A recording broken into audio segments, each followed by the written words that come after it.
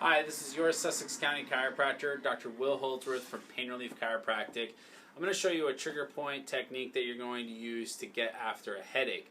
Some people, they get putting some pressure here can help release some of their headache. What I'm going to use today is a ball. This is from the Napo foot massage. You might have saw some in another video.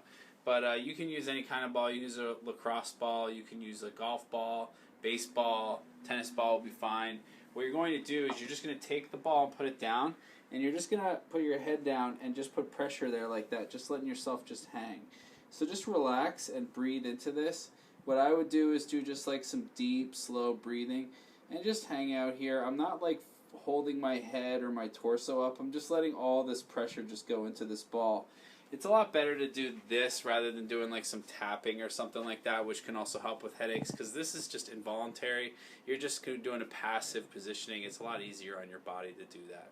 So go ahead and try that out. You can do that seated on your desk if you want, instead of just doing a standing countertop height. Thank you for watching this video. This is your Sussex County chiropractor, Dr. Will Holdsworth from Pain Relief Chiropractic.